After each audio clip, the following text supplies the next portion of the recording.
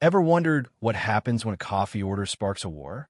In the heart of a cozy coffee shop, Karen stormed in, her voice slicing through the morning hum. She slammed her latte on the counter, foam quivering like it had personally offended her. "This foam is garbage," she barked, eyes blazing. The barista, a young woman named Mia, blinked, stunned. The shop fell silent, all eyes on Karen's tirade. Her demand was clear: a new drink, now, or she'd ruin this place online. Mia, barely 20, had seen her share of complaints at Brewhaven. Most were poly wrong order, a cold brew. But Karen was different. Her words dripped venom, accusing Mia of sabotaging her morning. The latte, Karen claimed, had flat, pathetic foam that ruined her vibe. Mia offered a remake, but Karen wasn't having it. "I want a free drink, and I want it perfect," she snapped, leaning over the counter, her phone already out, poised to record. Customers shifted uncomfortably, some whispering, others filming. Mia's hands shook as she wiped the counter, trying to stay calm. She'd worked doubles all week to cover rent, and this job was her lifeline. Karen's threat to tank the shop's rating hit hard. Brewhaven was a small business, and a bad review could sting. But Mia nodded, forcing a smile.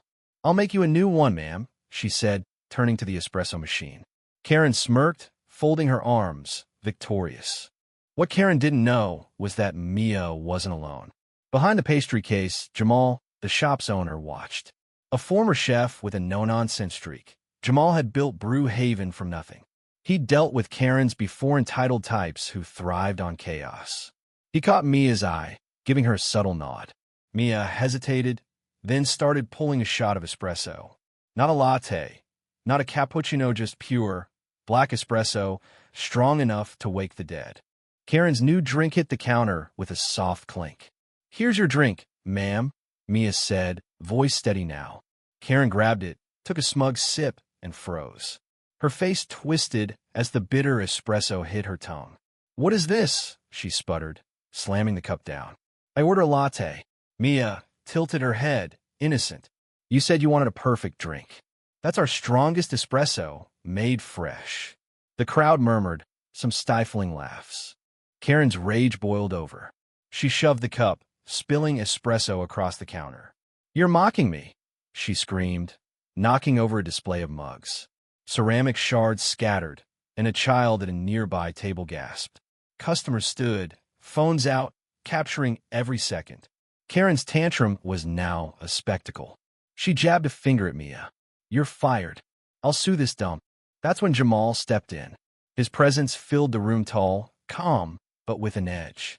"Ma'am," he said, voice low, "you've damaged my property and harassed my staff. Leave now, or I call the police." Karen laughed, incredulous. "You can't touch me. I'm a customer." Jamal didn't flinch. He pulled out his phone, already dialing. Then came the twist. A woman in a corner booth stood up, Mrs. Carter, a retired lawyer who frequented Brewhaven. She'd been quietly sipping her tea, unnoticed until now. "I've recorded everything," she said, holding up her phone. "Your threats, the destruction, it's all here. I'd advise you to leave before this goes viral." Karen's jaw dropped. The crowd buzzed, phones still rolling. Mrs. Carter's calm authority shifted the room's energy. Karen wasn't just losing, she was exposed. Karen's bravado cracked. She glanced around, seeing dozens of eyes and lenses on her. The espresso stain on her blouse felt like a scarlet letter. "This isn't over," she hissed, grabbing her purse. But her voice wavered. She stormed toward the door, tripping over a chair in her haste.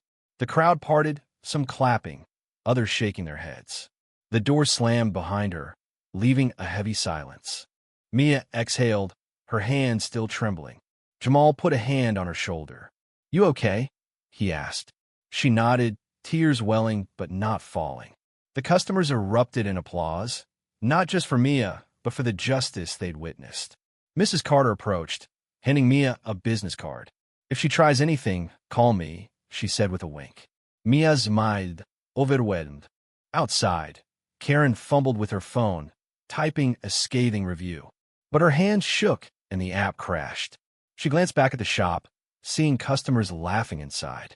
Her espresso-soaked blouse clung to her, a bitter reminder of her defeat. She demanded perfection, but got a lesson instead. The internet would soon light up with videos of her meltdown, tagged Espresso Justice. Karen's name would become a cautionary tale, whispered in coffee shops citywide. Back inside, Mia cleaned the counter, her heart lighter. Jamal comped drinks for the regulars, and the shop buzzed with chatter. That was wild, a teen said, posting the video online. By noon, it had 10,000 views. Mia didn't know it yet, but tips poured in that week, customers praising her poise. Brewhaven's ratings soared, not sank. What lingered wasn't just Karen's downfall, but the quiet strength of those who stood up. Mia, Jamal, even Mrs. Carter, they didn't just win. They showed what happens when you push back with grace. Life's too short for bad foam or bad fights. So what do you think?